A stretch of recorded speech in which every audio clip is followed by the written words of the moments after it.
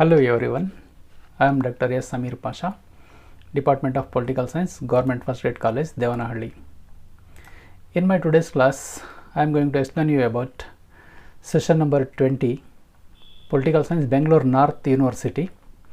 The title of the paper is Indian Constitution Institutional Framework, paper 5.1. The topic is Rajya Sabha, upper house of the Union Legislature.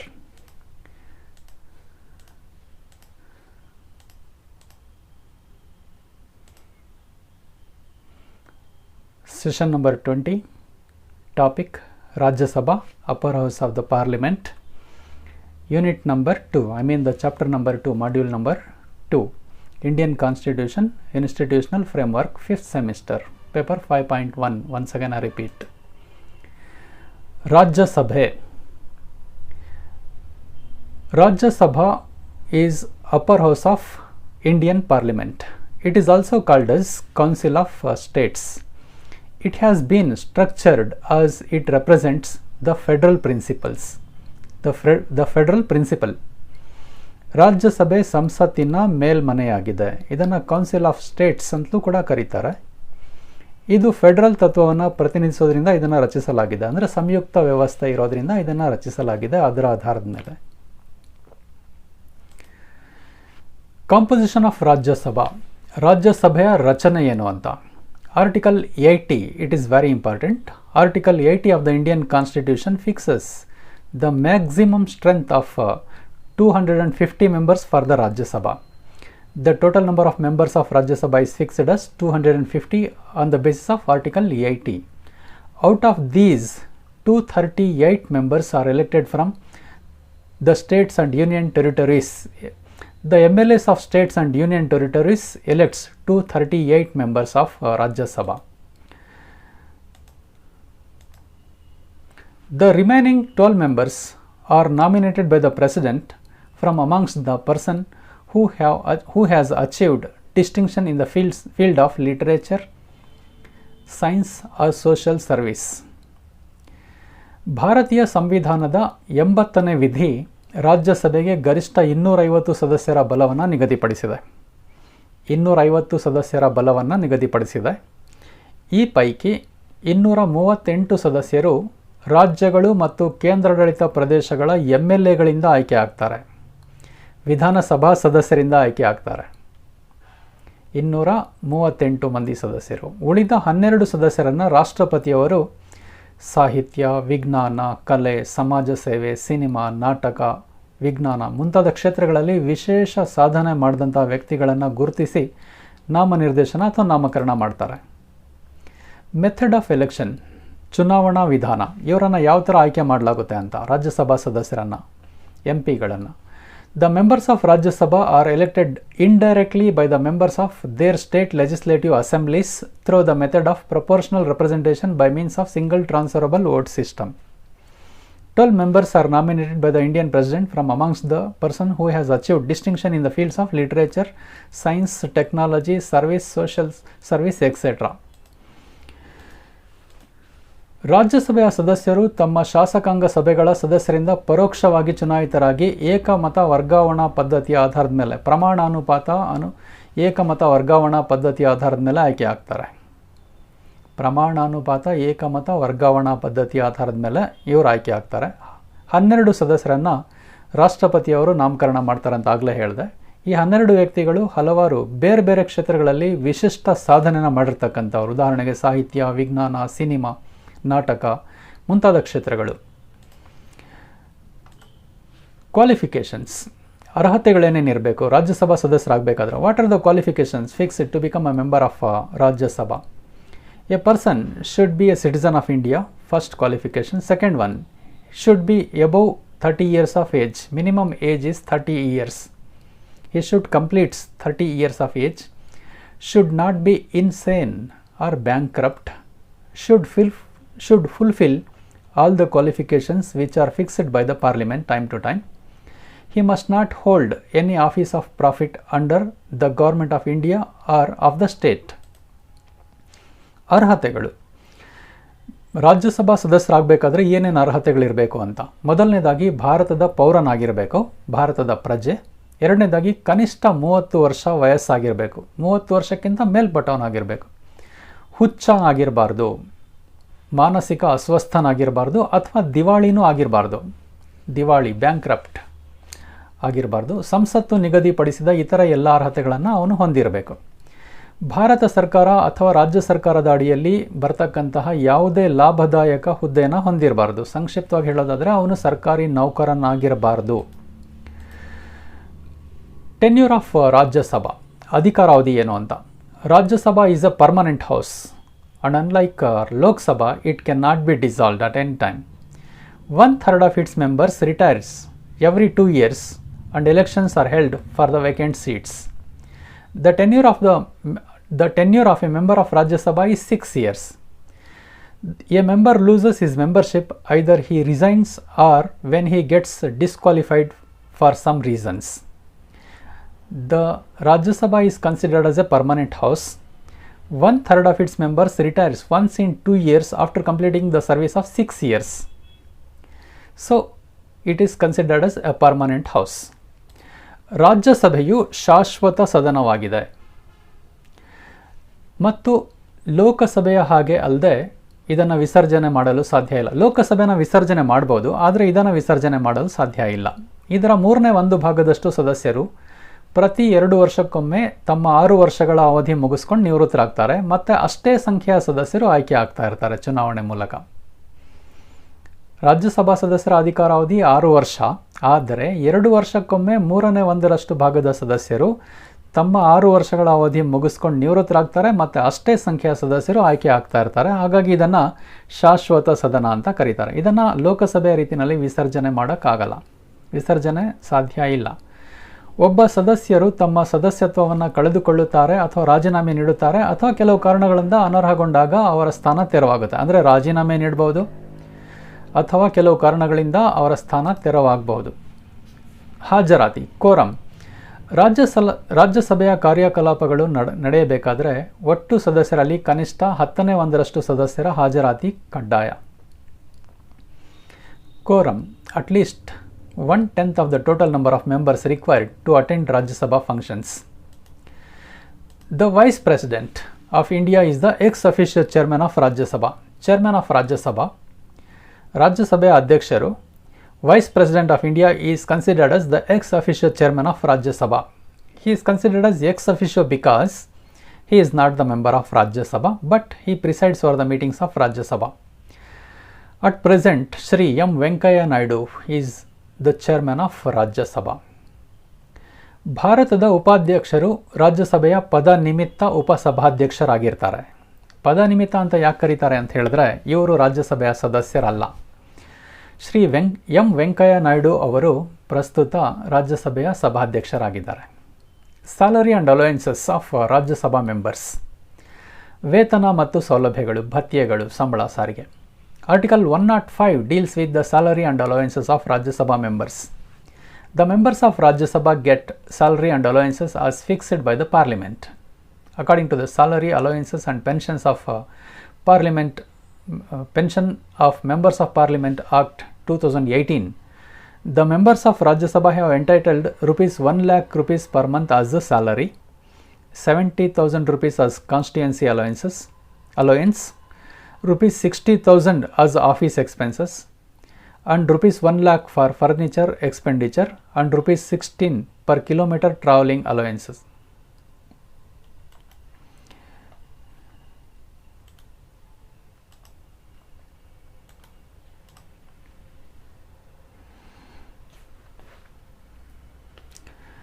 Members have freedom of speech and expression, therefore they can participate in debates freely and boldly. The speech of members cannot be questioned in any courts.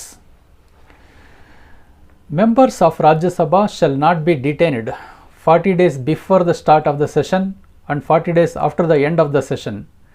This exemption applies only to civil cases without regard to jurisdiction, criminal cases and preventive detention. Members of Rajya Sabha are not required to testify in courts while in session. Members of Rajya Sabha are not required to testify in courts while in session. Members of Rajya Sabha reserve the right to publish or not publish works of the House. The right to expel strangers from the House during the session the members has. Members of the House collectively have the right to punish members or others who violate their rights and obligations. Members are provided with free telephone, travel allowance, salary, pension. 105ನೇ ವಿಧಿ ಇವರ ವೇತನ ಮತ್ತು ಸೌಲಭ್ಯಗಳ ಬಗ್ಗೆ ವಿವರಿಸುತ್ತೆ. ರಾಜ್ಯಸಭಾ ಸದಸ್ಯರು walk ಮತ್ತು ಅಭಿವೃದ್ಧಿ ಸ್ವಾತಂತ್ರ್ಯವನ್ನು ಹೊಂದಿದ್ದಾರೆ. ಆದ್ದರಿಂದ ಅವರು ಮುಕ್ತವಾಗಿ ಹಾಗೂ ನಿರ್ಭೀತವಾಗಿ ತಮ್ಮ ಚರ್ಚೆಗಳಲ್ಲಿ, ರಾಜ್ಯಸಭೆಯ ಚರ್ಚೆಗಳಲ್ಲಿ ಭಾಗಿಯಾಗಬಹುದು, ಮಾತನಾಡಬಹುದು, ಭಾಷಣ ಮಾಡಬಹುದು. ಸದನದಲ್ಲಿ ಸದಸ್ಯರು ಮಾಡ್ತಕ್ಕಂಥ ಭಾಷಣ, ಚರ್ಚೆ, ಮಾತು ಹಾಗೂ ವರ್ತನೆಗಳನ್ನು ಯಾವ ನ್ಯಾಯಾಲಯದಲ್ಲೂ ಪ್ರಶ್ನೆ ಮಾಡೋಂಗಿಲ್ಲ. ರಾಜ್ಯಸಭೆಯ ಸದಸ್ಯರನ್ನು ಅಧಿವೇಶನ ಆರಂಭವಾಗುವುದಕ್ಕೆ 40 ದಿನಗಳು ಮುಂಚಿತವಾಗಿ ಹಾಗೂ ಮುಗಿದ 40 ದಿನಗಳ ನಂತರ ಬಂಧಿಸುವಂತಿಲ್ಲ. ಈ ವಿನಾಯಿತಿ ನ್ಯಾಯಾಲಯ ನಿಂದನೆ, ಕ್ರಿಮಿನಲ್ ಪ್ರಕರಣಗಳು ಹಾಗೂ ಮುನ್ನೆಚ್ಚರಿಕೆ ಬಂಧನ ಕ್ರಮಗಳಿಗೆ ಅನ್ವಯಿಸೋದಿಲ್ಲ. ಕೇವಲ ಸಿವಿಲ್ ಪ್ರಕರಣಗಳಿಗೆ ಮಾತ್ರ ಅನ್ವಯವಾಗುತ್ತೆ. ರಾಜ್ಯಸಭೆಯು ಅಧಿವೇಶನದಲ್ಲಿರುವಾಗ ಸದಸ್ಯರನ್ನು ನ್ಯಾಯಾಲಯದಲ್ಲಿ ಸಾಕ್ಷ್ಯ ನೀಡುವಂತೆ ಒತ್ತಾಯ ಮಾಡುವಂತಿಲ್ಲ. ಸದನದ ಕಾರ್ಯಕಲಾಪಗಳನ್ನು ಪ್ರಕಟಿಸುವ ಅಥವಾ ಪ್ರಕಟಿಸದೇ ಇರುವ ಹಕ್ಕು ರಾಜ್ಯಸಭೆಯ ಸದಸ್ಯರಿಗಿದೆ. ಅಧಿವೇಶನ ನಡೀತಾ ಇರೋ ಸಂದರ್ಭದಲ್ಲಿ ಅಪರಿಚಿತರನ್ನು ಸದನದ ಗ್ಯಾಲರಿಯಿಂದ ಹೊರ ಹಾಕ್ತಕ್ಕಂಥ ಅಧಿಕಾರ ಸಾಮೂಹಿಕವಾಗಿ ಇದರ ಎಲ್ಲ ಸದಸ್ಯರಿಗೂ ಸೇರಿದೆ. ಸದನದ ಹಕ್ಕು ಬಾಧ್ಯತೆಗಳನ್ನು ಉಲ್ಲಂಘಿಸುವ ಸದಸ್ಯರನ್ನು ಅಥವಾ ಇತರರನ್ನು ಶಿಕ್ಷೆಗೆ ಒಳಪಡಿಸ್ತಕ್ಕಂಥ ಹಕ್ಕನ್ನು ಸದನದ ಸದಸ್ಯರು ಸಾಮೂಹಿಕವಾಗಿ ಹೊಂದಿರ್ತಾರೆ. ರಾಜ್ಯಸಭಾ ಸದಸ್ಯರಿಗೆ ಉಚಿತ ದೂರವಾಣಿ, ಪ್ರಯಾಣ ಭತ್ಯೆ, ವೇತನ, ನಿವೃತ್ತಿ ವೇತನ ಮುಂತಾದ ಸೌಲಭ್ಯಗಳನ್ನು ಒದಗಿಸಲಾಗಿದೆ. ರಾಜ್ಯಸಭೆಯ ಸದಸ್ಯರು ಸಂಸತ್ತು ಕಾಲಕಾಲಕ್ಕೆ ನಿಗದಿಪಡಿಸಿದಷ್ಟು ವೇತನ ಮತ್ತು ಭತ್ಯೆಗಳನ್ನು ಹೊಂದಿರ್ತಾರೆ. ಸಂಸತ್ ಕಾಯ್ದೆ 2018ರ ಪ್ರಕಾರ ಸಂಸತ್ ಸದಸ್ಯರ ವೇತನ, ಭತ್ಯೆಗಳು ಮತ್ತು ಪಿಂಚಣಿ ಈ ಕೆಳಕಂಡಂತೆ ವಿವರಿಸ್ಬೋದು. ರಾಜ್ಯಸಭೆ ಸದಸ್ಯರು ತಿಂಗಳಿಗೆ 1 ಲಕ್ಷ ಸಂಬಳ ಪಡಿತಾರೆ, 70,000 ಕ್ಷೇತ್ರ ಭತ್ಯೆ ಪಡಿತಾರೆ, 60,000 ರೂಪಾಯಿ ಕಚೇರಿ ವೆಚ್ಚಗಳು ತಿಂಗಳಿಗೆ, 1 ಲಕ್ಷ ರೂಪಾಯಿ ಪೀಠೋಪಕರಣಗಳ ವೆಚ್ಚಗಳು, ಪ್ರತಿ ಕಿಲೋಮೀಟರ್ ಪ್ರಯಾಣಕ್ಕೆ 16 ರೂಪಾಯಿ ಪ್ರಯಾಣ ಭತ್ಯೆಯನ್ನು ಸಹ ಇವರಿಗೆ ನೀಡಲಾಗುತ್ತೆ. ಅಧಿವೇಶನಗಳು, ಸೆಷನ್ಸ್. ರಾಜ್ಯಸಭೆಯ ಅಧಿವೇಶನವನ್ನು ಕರೆಯುವ ಅಧಿಕಾರ ರಾಷ್ಟ್ರಾಧ್ಯಕ್ಷರಿಗಿರುತ್ತದೆ. ರಾಜ್ಯಸಭೆಯ ಅಧಿವೇಶನವನ್ನು ವರ್ಷದಲ್ಲಿ 2 ಬಾರಿ ಕರೆಯಬೇಕು ಅನ್ನೋ ನಿಯಮ ಇದೆ. 2 ಅಧಿವೇಶನಗಳ ನಡುವಿನ ಅಂತರ 6 ತಿಂಗಳ ಅವಧಿಗಿಂತ ಮೀರುವಂತಿಲ್ಲ. ಅಂದರೆ ಒಂದು ಅಧಿವೇಶನಕ್ಕೂ ಇನ್ನೊಂದು ಅಧಿವೇಶನಕ್ಕೂ ನಡುವಿನ ಅಂತರ 6 ತಿಂಗಳಿಗಿಂತ ಹೆಚ್ಚು ಇರಬಾರ್ದು. ಸದಸ್ಯರ ಕೋರಿಕೆಯ ಮೇರೆಗೆ ರಾಷ್ಟ್ರಪತಿಯವರು ವಿಶೇಷ ಅಧಿವೇಶನಗಳನ್ನು ಕರೆಯಬಹುದು. The sessions of Rajya Sabha. The president has the power to summon the Rajya Sabha session and the Rajya Sabha session should be called twice a year. The gap between 2 sessions of Rajya Sabha cannot exceed 6 months. Power and functions of Rajya Sabha. Rajya Sabha ಅಧಿಕಾರ ಮತ್ತು ಕಾರ್ಯಗಳೇನು ಅಂತ. We can explain the power and functions of Rajya Sabha under some headlines. Namely, number 1 is legislative powers. Rajya Sabha enjoys equal power with Lok Sabha in sphere of ordinary law making. An ordinary bill can be introduced in Rajya Sabha and it cannot become a law unless and until it is passed by both houses of the parliament. In case of a deadlock between 2 houses of the parliament over an ordinary bill, if the conflict remains unresolved for 6 months, the president convenes a joint session of the 2 houses for resolving the deadlock. ಶಾಸಕಾಂಗದ ಅಧಿಕಾರಗಳು ಅಥವಾ ಶಾಸನೀಯ ಅಧಿಕಾರಗಳು. ರಾಜ್ಯಸಭೆಯು ಸಾಮಾನ್ಯ ಕಾನೂನು ರಚನೆಯಲ್ಲಿ ಲೋಕಸಭೆಯೊಂದಿಗೆ ಸಮಾನ ಅಧಿಕಾರವನ್ನು ಹೊಂದಿದೆ. ಅಂದರೆ ಸಾಧಾರಣ ಕಾನೂನುಗಳಿಗೆ ಸಂಬಂಧಪಟ್ಟಂತೆ ಲೋಕಸಭೆಗಿರುವಷ್ಟು ಅಧಿಕಾರ ರಾಜ್ಯಸಭೆಗೂ ಇದೆ. ರಾಜ್ಯಸಭೆಯಲ್ಲಿ ಸಾಮಾನ್ಯ ಮಸೂದೆಯನ್ನು ಮಂಡಿಸಬಹುದು ಮತ್ತು ಸಂಸತ್ತಿನ ಉಭಯ ಸದನಗಳು ಆ ಮಸೂದೆಯನ್ನು ಅಂಗೀಕರಿಸಿದ್ರೆ ಮಾತ್ರ ಅದು ಕಾನೂನಾಗುತ್ತೆ. ಅಂದರೆ ಸಾಮಾನ್ಯ ಮಸೂದೆನ ಲೋಕಸಭೆಯಲ್ಲಾದರೂ ಮಂಡಿಸ್ಬೋದು, ರಾಜ್ಯಸಭೆಯಲ್ಲಾದರೂ ಮಂಡಿಸ್ಬೋದು. ಆದರೆ ಅದು ಕಾನೂನಾಗಬೇಕಾದ್ರೆ 2 ಸದನಗಳ ಒಪ್ಪಿಗೆ ಅಗತ್ಯ. ಸಂಸತ್ತಿನ ಉಭಯ ಸದನಗಳ ನಡುವೆ ಸಾಧಾರಣ ಮಸೂದೆಗೆ ಸಂಬಂಧಪಟ್ಟಂತೆ ಒಮ್ಮತ ಮೂಡದೇ ಇದ್ದರೆ ಅಂಥ ಸಂದರ್ಭದಲ್ಲಿ ಒಂದು ವೇಳೆ ಇವರ ನಡುವೆ ಸಂಘರ್ಷ 6 ತಿಂಗಳ ಒಳಗಡೆ ಬಗೆಹರಿಯದಿದ್ದಲ್ಲಿ, ಅಂದರೆ ಕೆಳಮನೆಯಲ್ಲಿ ಪಾಸಾದ ಮಸೂದೆ ಮೇಲ್ಮನೆಯಲ್ಲಿ 6 ತಿಂಗಳವರೆಗೆ ತಡೆ ಹಿಡಿಯಲ್ಪಟ್ಟಿದ್ದಾರೆ, ಅಂಥ ಸಂದರ್ಭದಲ್ಲಿ ರಾಷ್ಟ್ರಪತಿಗಳು 2 ಸದನಗಳ ಜಂಟಿ ಅಧಿವೇಶನ ಕರೀತಾರೆ. ಆಮೇಲೆ ಮಸೂದೆ ಅಂಗೀಕಾರ ಆಗುವಂತೆ ನೋಡ್ಕೊಳ್ತಾರೆ. Number 2, financial powers of Rajya Sabha. In the financial matter, Rajya Sabha is weaker than the Lok Sabha because of these following points. Once the money bill is passed by Lok Sabha, the Rajya Sabha can withhold its consent for a maximum period of 14 days only. If within a period of 14 days the Rajya Sabha fails to pass the bill is deemed to have been passed by Parliament. Thus, Rajya Sabha can only delay the passing of money bill for a maximum period of 14 days. The money bill, I mean the budget or the finance bill, must and should first present in Lok Sabha. ಹಣಕಾಸಿನ ಅಧಿಕಾರಗಳು. ಹಣಕಾಸಿನ ವಿಷಯಗಳಲ್ಲಿ ಈ ಕೆಳಕಂಡ ಅಂಶಗಳಿಂದಾಗಿ ರಾಜ್ಯಸಭೆಯು ಲೋಕಸಭೆಗಿಂತ ದುರ್ಬಲವಾಗಿದೆ ಅಂತ ಹೇಳ್ಬೋದು. ಏಕೆಂದರೆ ಹಣಕಾಸು ಮಸೂದೆನ ಮೊದಲು ಮಂಡಿಸಬೇಕಾಗಿರೋದು ಲೋಕಸಭೆಯಲ್ಲ, ರಾಜ್ಯಸಭೆಯಲ್ಲಿ. ಲೋಕಸಭೆ ಅಂಗೀಕರಿಸಿದ ನಂತರ ಅದನ್ನು ರಾಜ್ಯಸಭೆಗೆ ಕಳಿಸ್ತಾರೆ. ರಾಜ್ಯಸಭೆ ಅದನ್ನು 14 ದಿನಗಳ ಒಳಗೆ ತನ್ನ ಒಪ್ಪಿಗೆ ಅಥವಾ ಒಪ್ಪಿಗೆ ಇಲ್ಲದೆ ಹಿಂದಿರುಗಿಸಬೇಕಾಗುತ್ತೆ. ಒಂದು ವೇಳೆ 14 ದಿನಗಳ ಒಳಗೆ ರಾಜ್ಯಸಭೆ ಆ ಮಸೂದೆನ ಲೋಕಸಭೆಗೆ ಹಿಂದಿರುಗಿಸದೇ ಇದ್ದರೆ ಲೋಕಸಭೆ ಆ ಮಸೂದೆ ಪಾಸ್ ಆಗಿದೆ ಅಂತ ಹೇಳಿ ರಾಷ್ಟ್ರಪತಿಯವರ ಅಂಗೀಕಾರಕ್ಕೆ ಕಳಿಸ್ಕೊಡುತ್ತೆ. ಹೀಗಾಗಿ ರಾಜ್ಯಸಭೆ ಗರಿಷ್ಠ 14 ದಿನಗಳವರೆಗೆ ಹಣಕಾಸು ಮಸೂದೆನ ತಡೆ ಹಿಡಿತಕ್ಕಂಥ ಅಧಿಕಾರ ಮಾತ್ರ ಇದೆ ಹೊರತು ಹೆಚ್ಚಿನ ಅಧಿಕಾರ ಅದಕ್ಕೆ ಇಲ್ಲ. Executive powers R administrative powers of Rajya Sabha. ಕಾರ್ಯಕಾರಿ ಆಡಳಿತಾಧಿಕಾರಗಳು. Rajya can put questions to the ministers for seeking information regarding their departments. Also, the member of Rajya Sabha can criticize the policies of government. Thus, Rajya Sabha has only limited role in controlling the executive because in India, the executive, I mean the Prime Minister and ministers are directly controlled by Lok Sabha.